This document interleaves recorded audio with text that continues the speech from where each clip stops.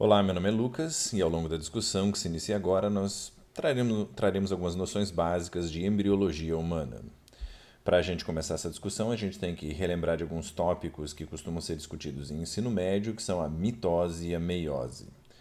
A mitose é um processo que tem um objetivo muito claro, o objetivo é produzir duas células com um DNA idêntico ao da célula original. Então, mitose é o tipo comum de divisão celular. Né? O exemplo simples é quando a gente sofre alguma lesão em qualquer parte do corpo, pode ser, por exemplo, um corte na pele, e para reparar esse corte a gente precisa produzir novas células, né, para fazer um tecido cicatricial. Então, o processo que vai ser usado para isso é o processo de mitose. Vou ter algumas células que vão se dividir, vão dar origem a outras células e em algum momento eu reparei aquele tecido lesionado. O processo de divisão celular de meiose tem um objetivo diferente. O objetivo é produzir células reprodutivas. Para isso, né, a gente vai ter que produzir quatro células, a partir de uma célula original, quatro células que tenham metade da quantidade do DNA da célula original. A ideia, né, lembrando que humanos costumam ter 46 cromossomos, a ideia é que a partir de uma célula de 46 cromossomos eu vou produzir quatro células de 23 cromossomos, que pode ser um espermatozoide, no caso dos homens, ou um óvulo, no caso das mulheres. Para que depois, quando eu somar os 23 cromossomos do espermatozoide na fecundação com os 23 cromossomos do óvulo, eu tenho uma nova criatura com 46 cromossomos. Então, de modo gráfico, a mitose ela começa a partir de células com cromossomos aos pares. Ali a gente tem a representação de um par de cromossomos. E cada cromossomo produz uma cópia de si mesmo, né? Então ele fica com dois bracinhos e duas perninhas. No processo de mitose, eu simplesmente corto esses cromossomos ao meio. Então, o resultado são duas células muito parecidas, na verdade, com DNA idêntico à original. Então, se vocês compararem a célula lá de cima com a célula, com as duas lá de baixo, vocês vão ver que é a mesma composição.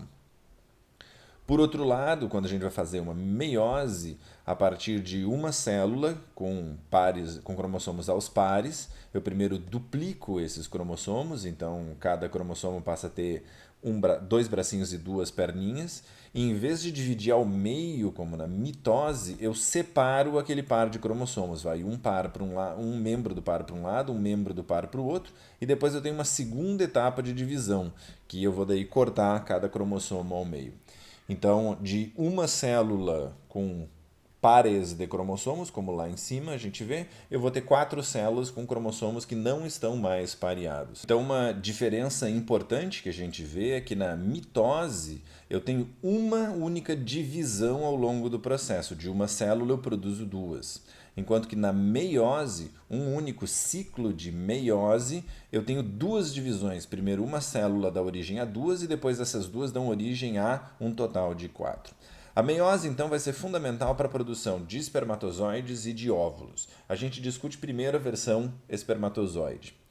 A produção de espermatozoides vai acontecer dentro dos testículos. As células iniciais, que a gente vê ali na parte mais de baixo, né? Na minha explicação, a explicação vai vir de cima para baixo. No desenho está de baixo para cima, né? É o que deu para conseguir.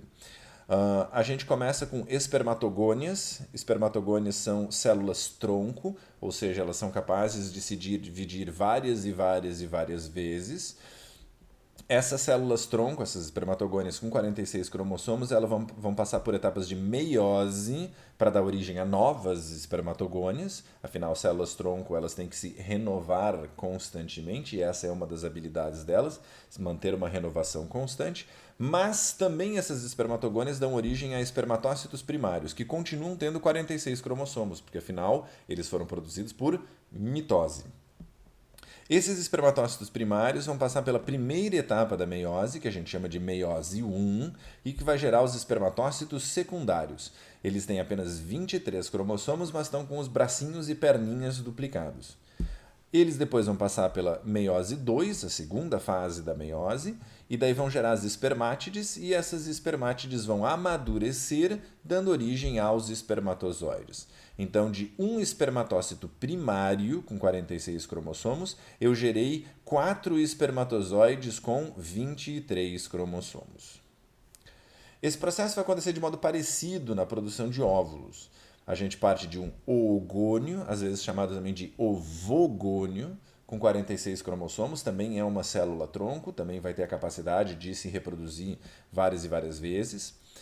Esses ogônios vão passar por processos de mitose, ou seja, ogônios vão gerar células parecidas com eles mesmos. Isso vai acontecer na vida intrauterina, por isso que se diz que a maior parte dos óvulos que uma mulher produz, eles iniciam sua produção na vida intrauterina, quando a mulher ainda está sendo gestada.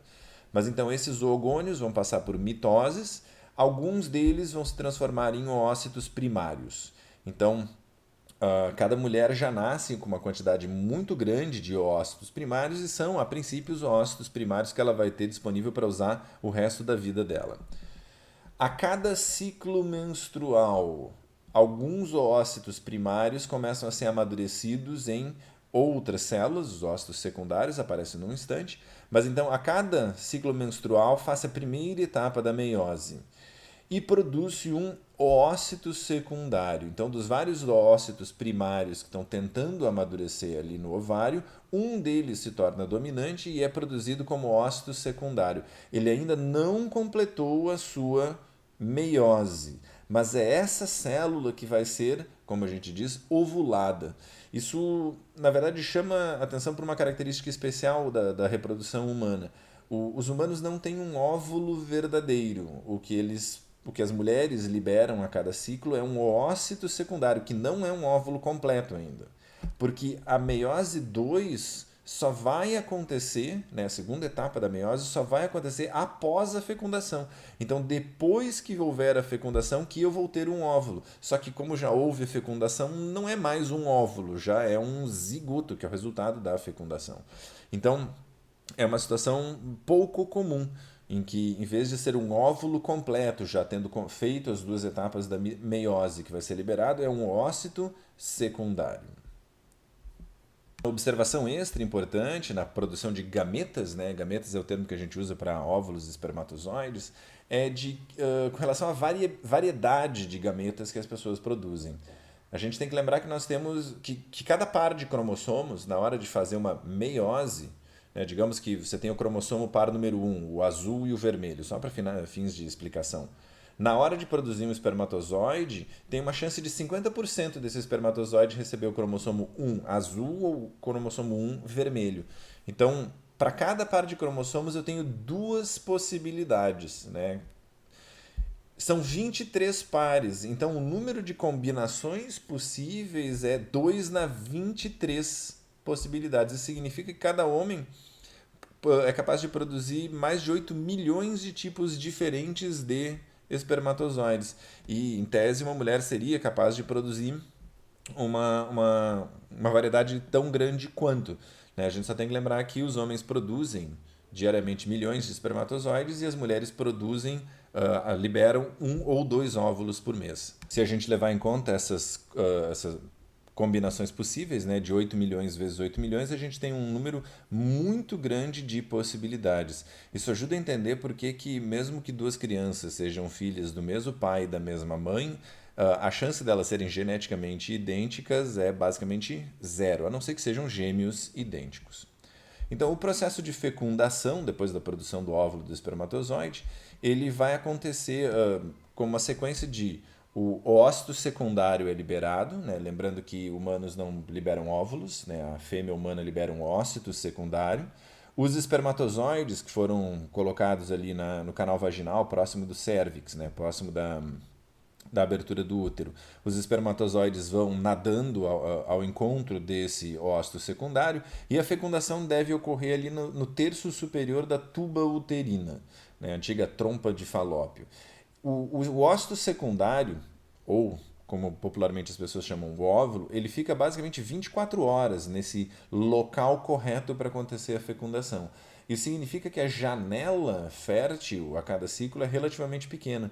Se a gente levar em conta que os espermatozoides costumam durar 3 ou 4 dias dentro do aparelho reprodutor feminino, o período fértil é de aproximadamente 3 ou 4 dias a cada ciclo. Mas tem algumas evidências recentes de que alguns espermatozoides conseguem durar até 8 dias. Isso ajuda a entender algumas gestações, algumas fecundações que ocorrem como consequência de atividade sexual sem prevenção fora do que seria a janela fértil.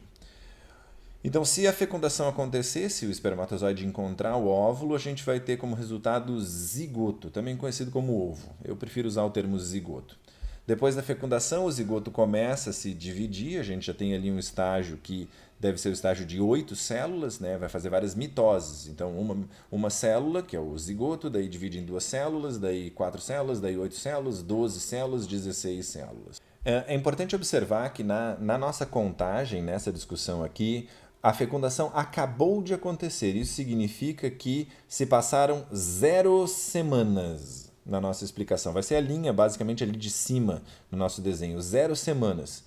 Só que a gente tem que estar atento que eu estou contando, né, a gente está contando esse processo todo como começando com a fecundação. Entretanto, quando se fala em gravidez, em gestação, o comum é que não se tome como referência o dia da fecundação. Se tome como referência a última menstruação que aquela mulher teve, que foi 2 semanas antes. Então, nós estamos aqui falando da semana 0 do processo, semana 0 após fecundação. Entretanto, a mulher já está com 2 semanas de gravidez, porque a gente tem que contar ainda, só por praticidade, né? A gente tem que contar a data a partir da última menstruação. Então, em toda a minha explicação, eu vou estar sempre falando em semanas após a fecundação. Se vocês forem olhar em qualquer dos vários sites que existem na internet sobre desenvolvimento de bebê e tudo mais, e muitos deles são bem bacanas, eles costumam usar semanas de gravidez, que é 2 a mais do que após a fecundação. Então, com 0 semanas, a gente tem basicamente ali a primeira linha. Lá no final da primeira linha, eu começo a formar uma estrutura com uma cavidade interna, né? Vai ser um blastocisto. Esse blastocisto vai tentar começar um processo de implantação e mais ou menos 2 semanas após a fecundação eu vou ter uma finalização do processo de implantação. Ou seja, nas 2 primeiras semanas após a fecundação, o futuro bebê está meio que boiando ali dentro do útero e ele se implanta na parede do útero apenas 2 semanas depois que tiver acontecido a fecundação. Com 3 semanas eu já começo a ter uma estruturação do futuro sistema digestório, a gente já está olhando lá na linha mais de baixo. Eu já tenho o surgimento do chamado primórdio cardíaco, né? Um conjunto de células que já é capaz de fazer uma certa contração, então já se consegue detectar o que seria batimento cardíaco do futuro bebê. E eu tenho o início da formação do tubo neural. Esse tubo neural ele vai se formar a partir do dobramento, né? Tecnicamente é uma invaginação, mas do dobramento da camada externa, do que seria a camada externa do futuro bebê, chamado ectoderma. Então a gente consegue perceber na linha de baixo que certas partes do futuro bebê elas vão se dobrando, até que elas se fecham na forma de um tubo. Então esse tubo começa a se formar no meio das costas e depois ele vai fechando na frente e depois ele vai fechando atrás. O fechamento do tubo ele costuma acontecer 4 semanas após a fecundação. Então, em termos de gestação, seria na 6ª semana da gestação. Fecha na frente 25 dias após a fecundação e atrás com 27 ou 28 dias. Como qualquer processo de desenvolvimento, pode haver situações inesperadas, pode haver alguns problemas, né? Se, por exemplo, não fechar o tubo na frente, a gente tem um quadro que é conhecido como anencefalia, porque como o tubo não fecha na frente, eu não consigo fazer o encéfalo, que as pessoas costumam chamar de cérebro, mas formalmente é o encéfalo. Então, forma rosto, forma toda a estrutura do resto do corpo da criança, mas não forma o cérebro nem a calota craniana de modo organizado. Esse bebê, quando ele nascer, em quase todos os casos, ele infelizmente vai morrer em poucas horas após o nascimento. A gente tem previsto na legislação brasileira como um dos casos em que é permitida a interrupção de gestação. Essa foi uma decisão de alguns anos atrás do Supremo Tribunal Federal e que mulheres gestando uma criança com anencefalia poderiam interromper a sua gestação legalmente. E é uma condição muito fácil de ser vista numa ecografia. Quando o tubo neural não fecha atrás, a gente tem um quadro de espinha bífida. Né? A espinha bífida, eu vou ter vários subtipos. A gente consegue observar nesse bebezinho que tem algo diferente do esperado na região lombar das costas dele. Aqui a gente tem uma outra imagem, uma criança que nasceu com espinha bífida e passou por uma cirurgia corretiva após o nascimento. Essa criança, e no geral as crianças com espinha bífida, elas, mesmo com as intervenções corretivas, elas podem ter dificuldades, é comum que elas tenham dificuldades de movimentação de pernas, de controle dos esfíncteres, né, a saída de urina, a saída de fezes, durante boa parte da vida delas, ou toda a vida. E a gente tem algumas versões muito leves de espinha bífida em que apenas uma manchinha aparece na região lombar.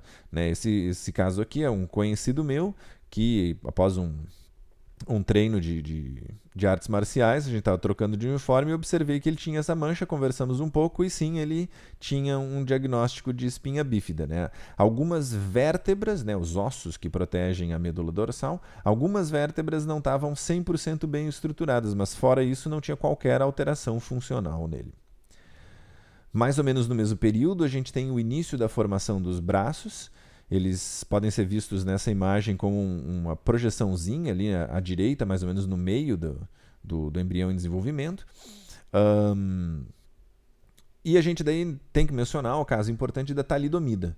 A talidomida era uma droga que, na metade do século XX, ela se mostrou muito promissora contra enjoos, né? E a gente sabe que muitas mulheres enjoam durante a gestação. Ela foi prescrita na Europa para várias mulheres e realmente funcionava muito bem para enjoo. Só que quando tentaram vendê-la nos Estados Unidos, quando tentaram obter autorização para vendê-la nos Estados Unidos, a pessoa responsável pelo processo de autorização, né, a Frances Kelsey, ela observou que eles não tinham feito nenhum teste para ver se a droga era segura com fetos e embriões e seres em desenvolvimento, e ela negou essa autorização para venda. Ela estava correta, no fim, em ser cuidadosa, porque depois se identificou que a talidomida é responsável por alterações na formação dos membros. Não se tem certeza ainda dos mecanismos através dos quais a talidomida provoca isso, mas a gente vê aqui na esquerda uma criança com pernas e braços com estrutura alterada. Eles costumam ficar bem mais curtos. A gente tem algumas outras situações que ainda causam esse tipo de fenômeno, que não estão associados à talidomida, mas com a descoberta de que a talidomida era uma causa importante para esse tipo de condição, se conseguiu evitar muitos novos casos. Aqui no Brasil, poucos casos aconteceram porque a talidomida, na época, ela não tinha sido liberada para venda no país. Então, alguns poucos médicos tinham trazido talidomida da Europa, mas não estava com uma comercialização muito ampla. Mas a pessoa que impediu a venda nos Estados Unidos, a Frances Kelsey, né, acabou recebendo uma medalha, né, do presidente Kennedy, pelos cuidados, né, que ela teve em termos de prevenção de algo que poderia ser muito sério nos Estados Unidos. A talidomida, então, durante muito tempo caiu em desgraça, né? Ela era muito pouco usada, porque, afinal, tinha muitos riscos de danos a bebês em desenvolvimento, mas um médico israelense uma vez estava tratando indivíduos com hanseníase, que costuma se chamar de lepra, né, com hanseníase, e o indivíduo com hanseníase ele tem dor, ele tem dificuldade de movimentação dos membros que estão afetados e tudo mais, né, vai havendo uma série de danos na pele. Esse médico lembrou, a talidomida ajudava a diminuir um pouquinho a dor, ajudava a dar sono, eu vou dar talidomida aqui para o sujeito que tem hanseníase, afinal ele não está grávido. E o sujeito melhorou muito ao tomar a talidomida. E daí se descobriu que a talidomida ela tinha propriedades terapêuticas importantes no caso da hanseníase. Então ela até hoje segue sendo comercializada. A gente tem aqui o exemplo de uma embalagem vendida aqui no Brasil, né? Mas dá para observar que tem uma série de alertas com relação a prescrição e uso dessa talidomida, tem inclusive ali informação proibida a venda no comércio, ou seja, ela é distribuída de modo muito, muito seletivo, mas ainda assim acontecem alguns casos de crianças nascendo aqui no Brasil com alteração de membros por causa da talidomida. Né? Um relato que eu ouvi uns poucos anos atrás era o pai tinha recebido uma prescrição de talidomida e era um casal no Acre, o pai tinha recebido essa prescrição, a mãe, que não sabia que estava grávida, estava com dor de cabeça e numa daquelas situações de automedicação ele disse, toma esse comprimido aqui que me prescreveram. E ela daí tomou a talidomida e acabou nascendo uma criança com alteração em membros. Com 5 semanas a cabeça vai aumentando, a gente já consegue enxergar uma bolinha escura ali na lateral, que é o início dos olhos, a gente já consegue perceber uma formação das mãos, a gente já vê umas bolinhas ali embaixo que vão dar origem às pernas. Com 8 a 12 semanas eu tenho entre 8 e 12 semanas eu tenho a formação da face. Né, de início não parece nada com um pequeno humano, mas ali com 12 semanas após a fecundação já tem uma cara de humano. Com 9 a 12 semanas eu tenho a formação de órgãos genitais, a gente vai abordar isso em mais detalhes em outro momento, mas de uma estrutura ali em cima à esquerda bem rudimentar, eu posso ter um desenvolvimento que vai pelo lado direito, que vai dar origem a um aparelho reprodutor feminino, ou um desenvolvimento que segue pelo lado esquerdo, que vai dar origem a um aparelho reprodutor masculino. A gente tem que lembrar que algumas estruturas elas são equivalentes, né? O pênis ele é equivalente ao clitóris e o saco escrotal ele é equivalente aos grandes lábios da vagina.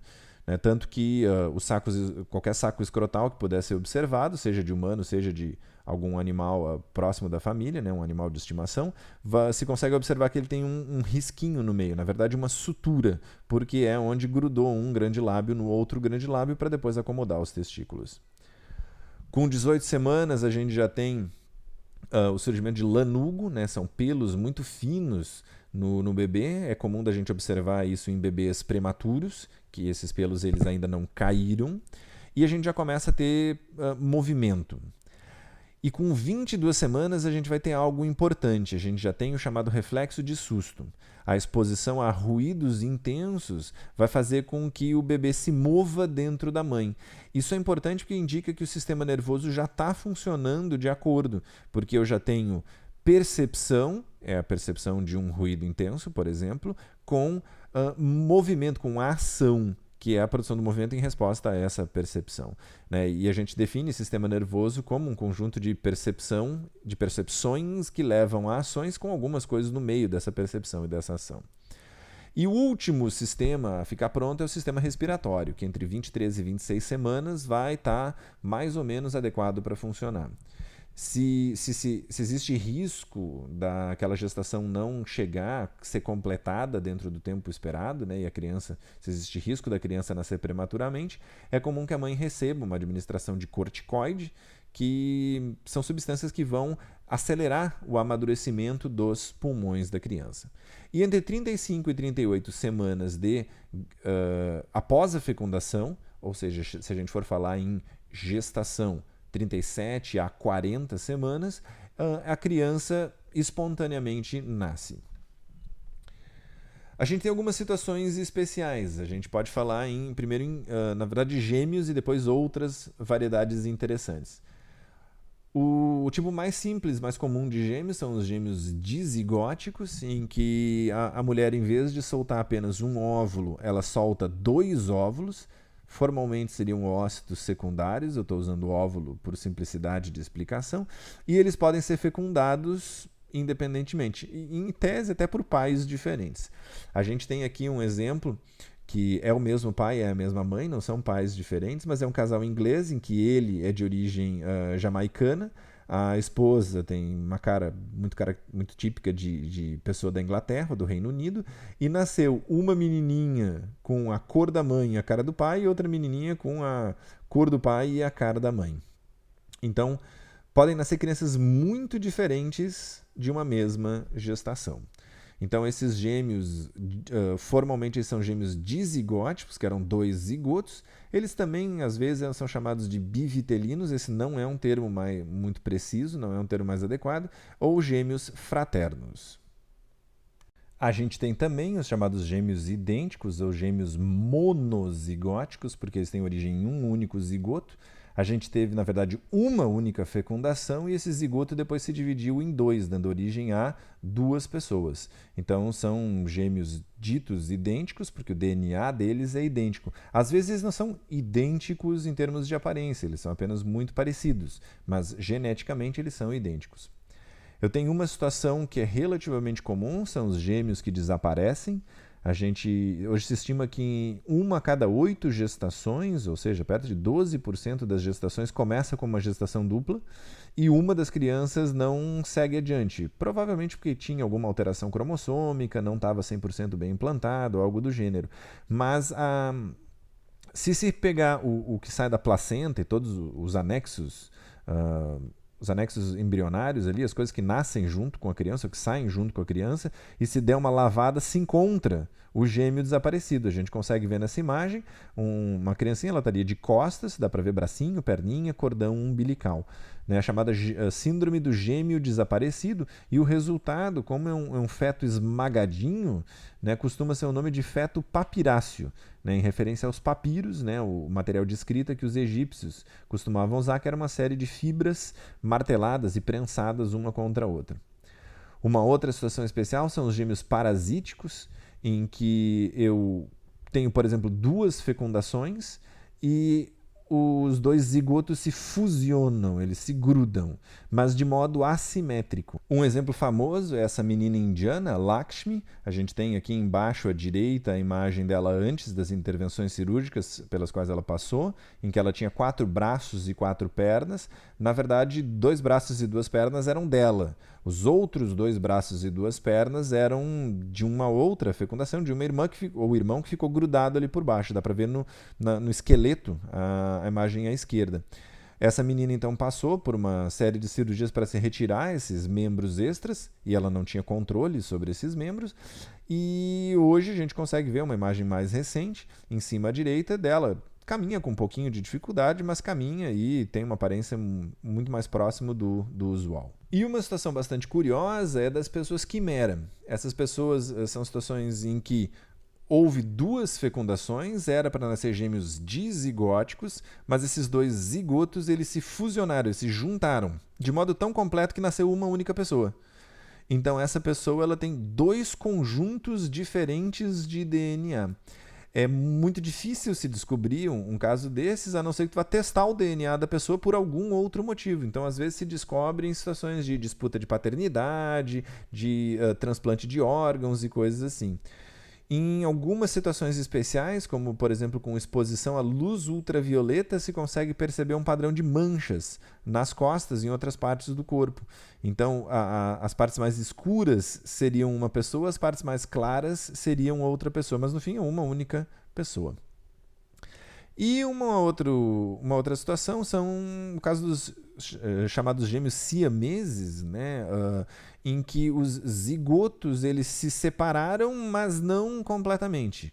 Eram para ser gêmeos monozigóticos, gêmeos idênticos, mas não houve uma separação completa do zigoto. Então, o caso clássico eram os gêmeos Chang e Engbunker, né? Tinham nascido no Sião, por isso siameses. Eles foram para os Estados Unidos e trabalharam como fazendeiros durante muitos anos. Casaram, cada um tinha sua esposa, cada um teve filhos, né? As pessoas deviam ter algum tipo de arranjo para funcionar numa situação dessas. Mas a situação trágica é que um deles morreu e o outro ficou, então, com o corpo morto do irmão sendo carregado por um dia inteiro, até que no dia seguinte o que estava vivo morreu, porque afinal o outro estava morto já e tinha substâncias tóxicas na circulação compartilhada entre eles. Hoje seria uma cirurgia de separação relativamente simples no caso deles, mas tem muitos outros casos. Tem pessoas que estão ligadas pela cabeça, tem pessoas que têm apenas 2 pernas, mas têm 4 braços, ou às vezes um corpo, 2 braços, 2 pernas, mas 2 cabeças. Então tem muitas combinações possíveis. Cada caso é um caso. A nossa síntese é que o processo de desenvolvimento dentro do útero ele é bastante complexo, mas tem uma série de controles para que ele funcione como esperado. Então tem muitos eventos que podem dar errado, podem acontecer diferente do esperado, mas quase sempre dá certo.